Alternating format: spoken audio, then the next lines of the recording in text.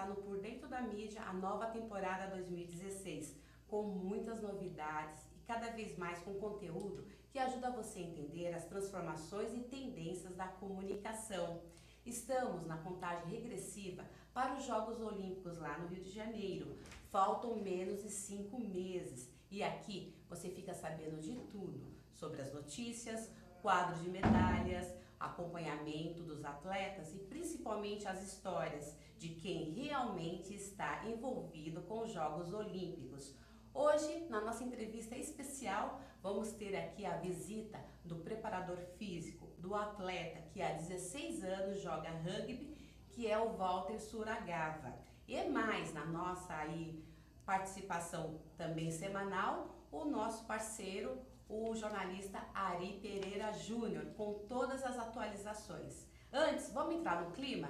Vamos agora lá para o Rio de Janeiro e entender um pouquinho mais como estão aí as peças e cada vez mais as modalidades aí sendo preparadas para os Jogos 2016.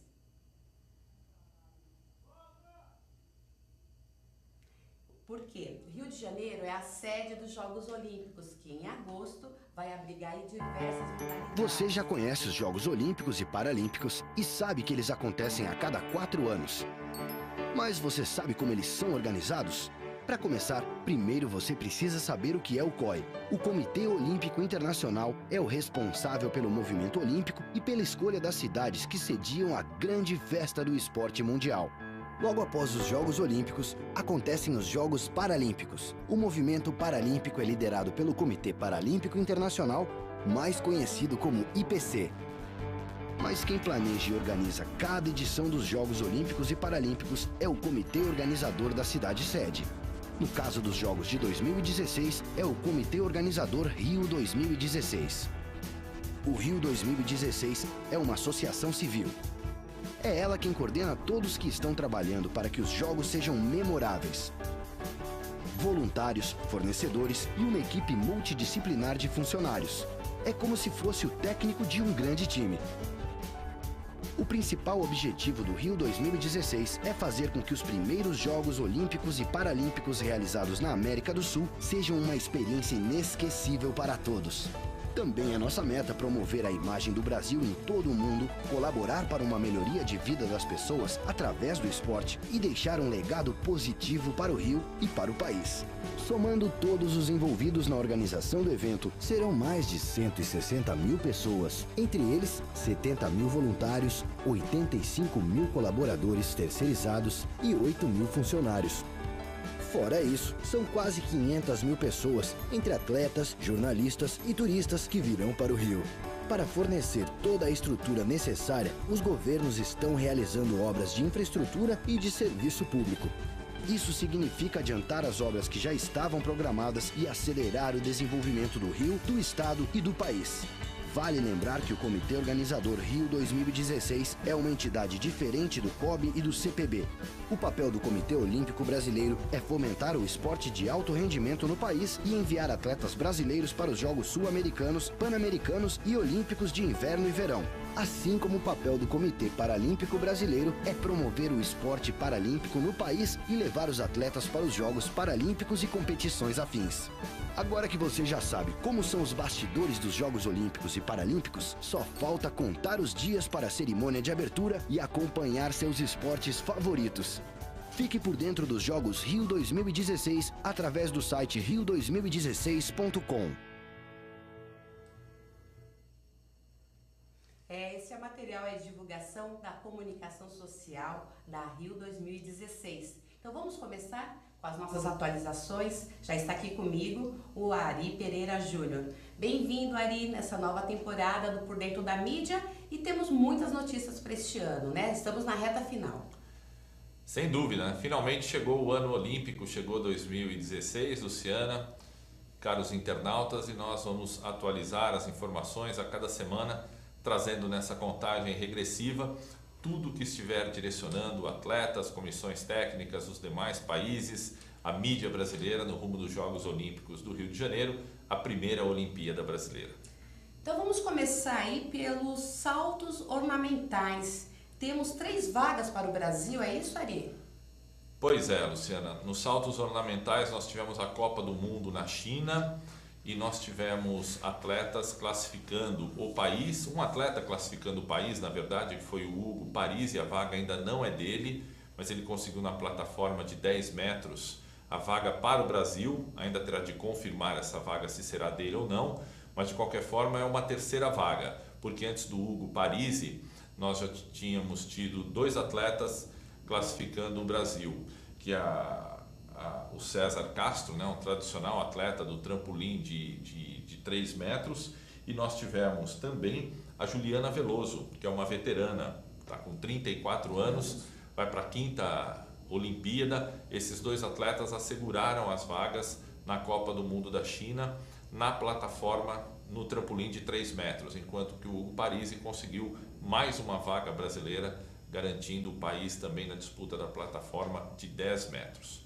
E essas competições ocorreram de forma teste lá no espaço no Rio de Janeiro? Não, foi na Copa do Mundo da China. Da China. Isso. Mas tivemos também testes já, não foi? Já Essa foram semana feitos que passou. eventos testes no Maria Lenk, que vai receber as provas de saltos ornamentais, e os testes, né, segundo os organizadores lá, atingiram as expectativas. Sempre tem ajustes a serem feitos, mas consideraram satisfatória essa etapa dos testes brasileiros. Mas as vagas foram conquistadas de forma oficial na Copa do Mundo da China, né? O que dá mais credibilidade, o torneio que estava disponibilizando os pontos para as vagas que ainda estão em jogo para a competição brasileira.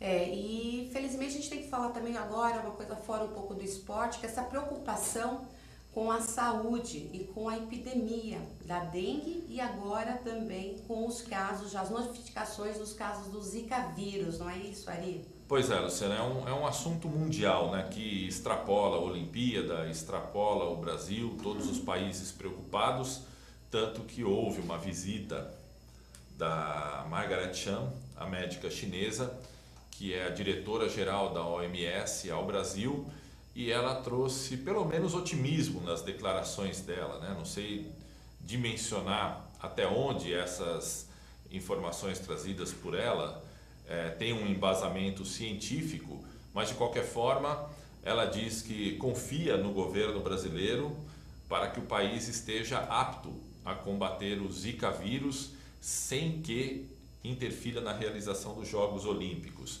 E alguns dias antes, declaração semelhante já havia sido feita pelo presidente do Comitê Olímpico Internacional, o alemão Bach, Thomas Bach.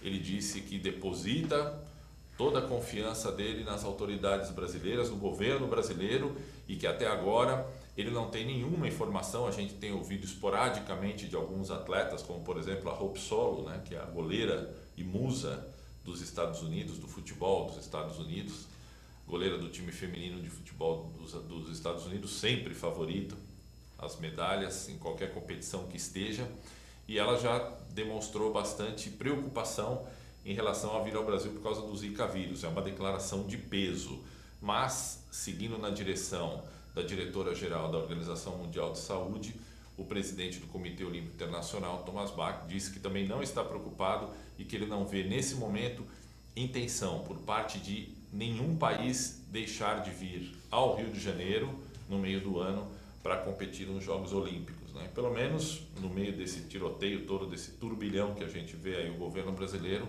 2 pessoas apoiando, já é alguma coisa, né? Fazia tempo que eu não vi alguém apoiando o governo. Apareceram 2 declarações favoráveis ao governo. E eles uma entidade, disseram, né, que confiam no governo. Tem 2, hein? internacional.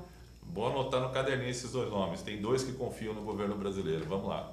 Vamos lá, né, gente? Cada um fazendo a sua parte, porque não é só com o Zika vírus, a gente sabemos que o mosquito também leva aí a dengue, e os cuidados parte mesmo de cada um, né? Não deixando acumular nada de água, e principalmente essa região litorânea, cuidado total com piscinas, com vasos, pneus. Vamos lá. Agora vamos passar para o basquete masculino. O técnico da seleção tá feliz, né? Especialmente com o jogador. Tá, foi uma semana de bastante destaque para o basquete em relação aos brasileiros que atuam na NBA, Luciana, principalmente em relação ao Anderson Varejão, que não estava sendo aproveitado pelo Cleveland Cavaliers. É um jogador indispensável, né, para a seleção brasileira nessa tentativa de retomada do prestígio do basquete brasileiro ao nosso time aí. No cenário internacional, basquete que já foi bronze em Jogos Olímpicos, já foi campeão mundial e que agora precisa recuperar o prestígio. E nada melhor do que isso, do que uma oportunidade dessas que aparece em casa, né? E o Rubens Manhã, o técnico argentino, estava muito feliz com essa ida do Varejão, do Anderson Varejão, para o Golden State, que é o melhor time hoje dos Estados Unidos, né? E falou que ele vai ter a oportunidade de readquirir o ritmo de jogo que ele perdeu nos últimos meses aí pelo Cleveland, estava meio afastado da equipe, né? Foi colocado de lado. E na contramão dessa informação, a preocupação dele com o Thiago Splitter, que nessa semana, ontem foi operado do quadril, e é uma cirurgia que requer muito tempo de recuperação, entre 5 e 7 meses, estimam os médicos que o operaram num hospital especializado, no hospital ortopédico lá de Nova York. Ou seja, essa recuperação de 5 a 7 meses coincidiria com o início das Olimpíadas. O Manhã falou que vai esperar até os 48 do segundo tempo, mas ele está consciente de que o Thiago Splitter, que também seria uma força, né, o atleta do Atlanta Hawks, está praticamente eliminado dos Jogos Olímpicos. E lembrando, né, gente, que a seleção brasileira esteve presente em 13 das 19 edições da competição masculina e conquistou, como a Mari falou agora há pouco, 3 medalhas olímpicas. Foi bronze em Londres, em 1848, Roma, em 1960 e Tóquio, 1964. Falando em medalhas, temos aí medalhas também conquistadas no judô feminino. Exatamente, a Maria Suelen nessa semana subiu 6 posições no ranking, agora é a 15ª, depois de conquistar a medalha de ouro no Grand Prix de Düsseldorf, na Alemanha. Foi o melhor resultado do judô brasileiro nesse início de temporada nos grandes prêmios, nos Grand Prix europeus. Ela sobe para a 15ª colocação, fica sendo a primeira brasileira no ranking acima de 78. Nós temos 2 atletas brasileiras muito bem ranqueadas também. O judô feminino está vivendo uma fase mais positiva do que o masculino. Nós temos a campeã olímpica Sara Menezes, primeira mulher brasileira campeã olímpica, foi em Londres 2012, que é a 3ª colocada no ranking até 48 quilos, e a Érica Miranda também 3ª colocada no ranking da Federação Internacional de Judô, na categoria até 52 quilos. Então o judô brasileiro feminino muito bem encaminhado rumo aos Jogos Olímpicos. O Ari, ela está com 28 anos e tem um bom preparador físico, que é o marido dela e também foi aí forte atleta no judô. E mesmo com essa classificação, essa medalha, ela já garantiu a vaga dela para agosto? Não. Ela está, acho que 20 ou 30 pontos à frente da 2ª colocada. Essa disputa vai se estender até as vésperas da Olimpíada. E existem 2 rankings, o ranking da Federação Internacional e o ranking olímpico, né? E aí pode até você adotar um critério objetivo, que é direto na pontuação, ou subjetivo, que as confederações nacionais em cada país têm o direito de adotar. Mas, tecnicamente, né, quem estiver na frente do ranking, até por uma questão de mérito, de justiça, eu entendo que deva ir à Olimpíada. Ela agora é a primeira da fila, mas tem gente vindo atrás e a fila pode andar. Muita, né? A fila, vamos lá.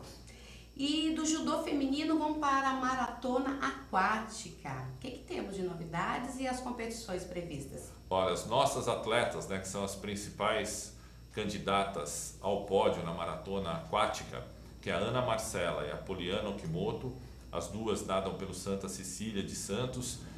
Elas estão nesse momento no Golfo Pérsico, nas águas do Golfo Pérsico, em Abu Dhabi, nos Emirados Árabes, disputando uma etapa da Copa do Mundo, na prova de 10.000 metros, sendo que Ana Marcela e Poliana estão muito bem credenciadas, né? Têm conquistado medalhas frequentemente, têm chegado entre as 3 primeiras nas provas dessa distância, os 10 quilômetros, os 10.000 metros, onde competem, e hoje elas estão na água, quem sabe aí trazendo um bom resultado para o Brasil, lá direto dos Emirados Árabes, e mais uma perspectiva de medalha nesse caminho aí aos Jogos do Rio.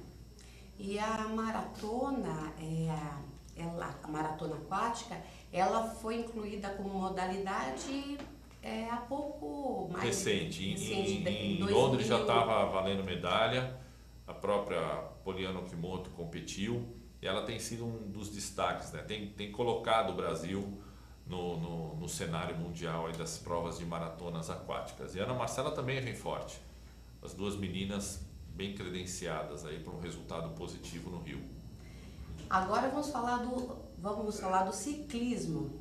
Temos notícias também e competições acontecendo a partir de hoje, no final de semana. A equipe de ciclismo de pista, Luciana, está viajando hoje, vai viajar hoje à noite para Londres. Entre os dias 2 e 6 de março vai ser disputado o Campeonato Mundial de Ciclismo de Pista. E o técnico Emerson Silva está levando 4 atletas. Essa competição aí a gente está vendo, né, uma imagem do ciclismo de pista. A competição será aberta na semana que vem. No primeiro dia teremos o contrarrelógio e perseguição e a equipe brasileira tentando somar pontos para competir no Rio de Janeiro, porque ainda não tem vaga assegurada, mesmo o Brasil sendo o país sede. Muito bem, esse é o nosso giro de notícias, tudo para você ficar por dentro da mídia e também dos acontecimentos em torno de tudo nos Jogos Olímpicos. Para entrar mais ainda no clima, vamos assistir a um vídeo. James, podemos assistir agora aquele vídeo que vai trazer aí toda a atmosfera de como está a preparação de uma modalidade específica, que é o rugby.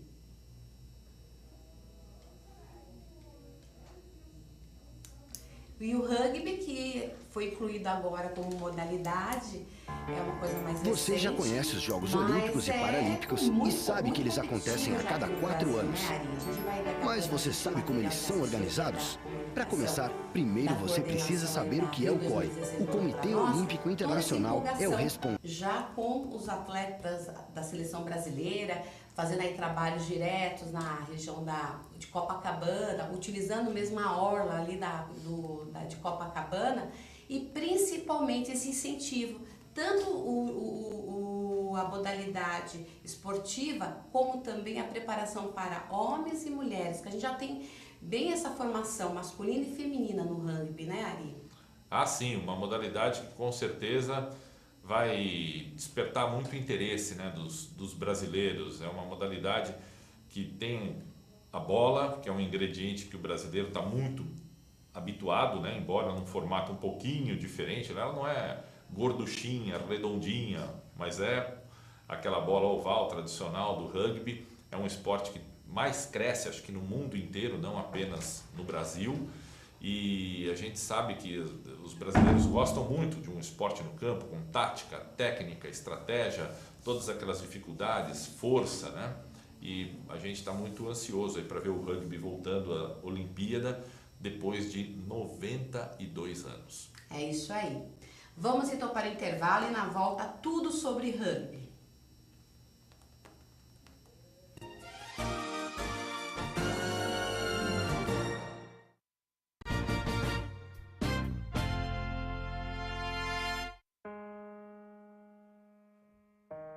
Olá, meu nome é Lucas e eu vou contar minha história para vocês. Eu sempre tive um sonho, me aventurar e conhecer o mundo. Quis desvendar os mistérios da terra, navegar em alto mar, ganhar o céu. Era tanta vontade de fazer tanta coisa que eu nem sabia por onde começar. Foi quando descobri que, antes de tudo, eu ainda tinha um grande desafio pela frente. Eu precisava nascer. Não dava para realizar meus sonhos preso na barriga da minha mãe. Eu queria começar a aventura da vida o quanto antes. Forcei tanto que consegui. O problema é que fiz isso cedo demais. Não estava pronto. E outra vez, fiquei preso. Eu era menor do que imaginava. Como ia conseguir realizar os meus sonhos daquele jeito? Fui perdendo as esperanças.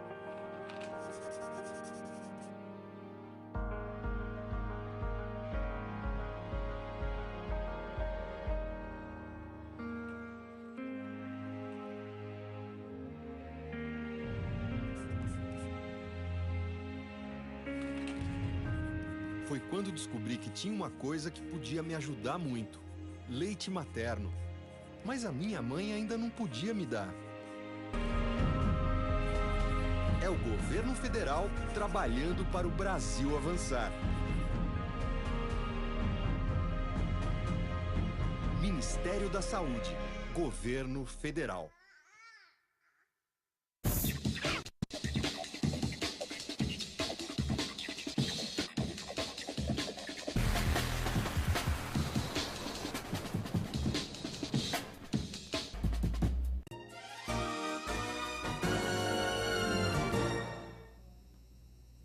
Estamos então de volta com Por Dentro da Mídia, a nova temporada 2016. Vamos entender então tudo sobre rugby. Ari, temos um entrevistado especial na nossa conversa. Sim, sem dúvida, Luciana, um dos principais personagens do rugby brasileiro.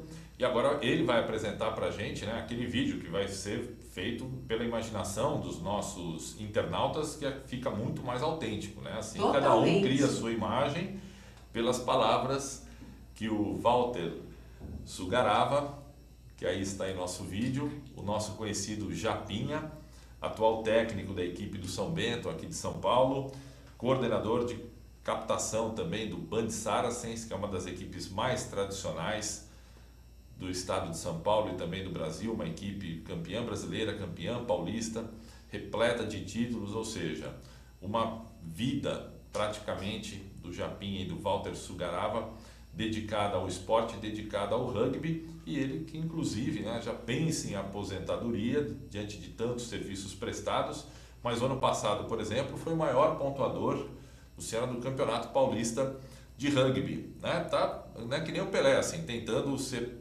aposentar no auge para poder encerrar com chave de ouro, né, Walter, Japinha? Bem-vindo, Walter. Obrigado, bom dia.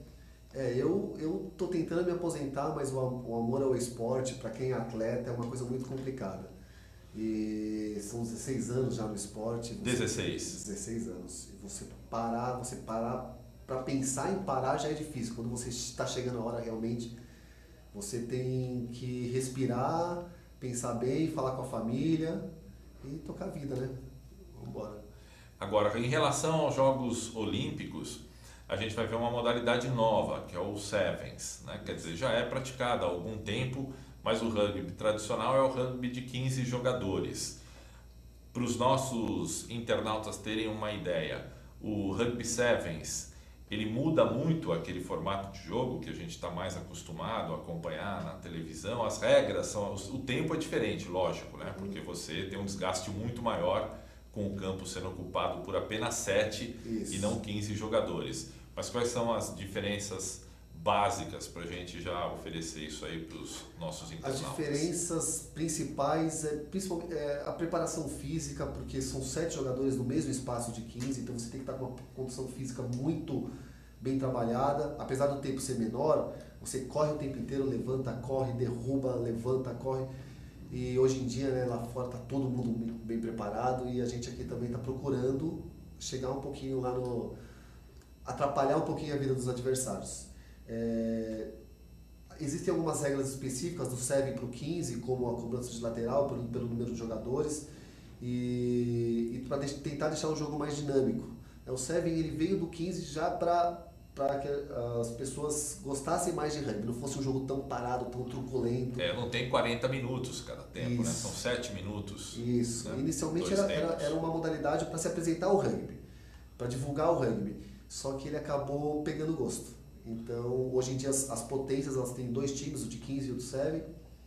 E o Brasil também está seguindo por esse caminho. A gente está agora assistindo, Walter, mas aí um vídeo que inclusive é uma indicação que veio por parte aí da sua rede social, né? E aí com um trabalho feito com as atletas. Esse é o 7 do SPAC, é um torneio mais tradicional do Brasil.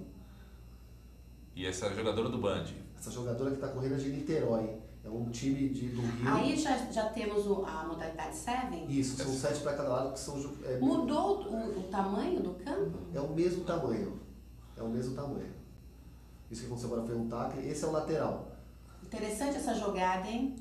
Como se chama? Line out, é como se cobra o lateral. Quando a bola sai, a gente cobra dessa forma. É o campo do SPAC, que é o São Paulo Athletic Club, ali às margens da represa de Guarapiranga. Ela fez um try, ou seja, a pontuação, colocando a bola atrás da linha de fundo. E sempre com a bola para frente, né? Essa é a regra. O passe é sempre para trás. Passe para trás e correr para frente. Isso. É um esporte muito dinâmico, muito físico, né? E olha como no Seven a gente corre demais. Nós corremos muito o tempo inteiro. Não tem uma intensidade mediana no Seven. É pegar a bola e correr. Para ocupar o espaço do campo não tem jeito, né? Isso. É a preparação física, né? A preparação física é específica. Ela é muito de muita potência, de muita velocidade. E não dá para dizer, né? Porque que o jogo das meninas é mais suave, é mais leve do que dos meninos. O pau come solto tanto no masculino quanto no feminino, né? Exatamente. E quais são as características das atletas ou dos atletas? Precisa ser um pouco mais alto ou não? Isso é uma coisa muito legal no rugby, que a gente aceita de todos os biotipos. Então, para o rugby de 15, por exemplo, existem os jogadores mais fortes, baixinhos. No Seven, são jogadores rápidos, né? Tem que ser jogadores explosivos. Então, dificilmente você vê aqueles mais gordinhos. Tá? Mas no de 15, primeiras linhas, segundas linhas, são primeiras linhas jogadores mais baixos, truculentos, segundas linhas são jogadores mais altos. Tá? No Seven são jogadores velocistas, geralmente. Mas a gente dizia que no Seven são jogadores mais completos no ponto de vista técnico. Você com 16 anos como jogador, como que está a divulgação do esporte? Melhorou bastante. Há 10 anos, 15 anos atrás, eu estava na Argentina jogando com a seleção brasileira e a gente dava autógrafo na Argentina, éramos conhecidos na Argentina e a gente chegava no Brasil e ninguém sabia quem éramos nós. E éramos jogadores da seleção brasileira. Como esporte amador no Brasil, a dificuldade é grande. Hoje em dia não, hoje em dia o esporte tem apoio, tem patrocinador, tem um campeonato organizado, então as coisas estão caminhando bem positivamente para o esporte. E tem esse gancho da Olimpíada, né? Que eu acho que vai ser a principal alavanca para o rugby de todos os tempos. É mais do que oportuna essa condição de jogar no Brasil. Vocês, jogadores, devem estar radiantes. Para nós é um sonho. Para nós é um sonho porque a gente imaginar jogar contra a Nova Zelândia, jogar nesse nível de jogo e ainda valendo medalha, então isso para a gente está sendo muito valorizado. A preparação do Brasil ela está insana, como a gente está comentando ali, Tata. E a formação da seleção fica mais em São Paulo?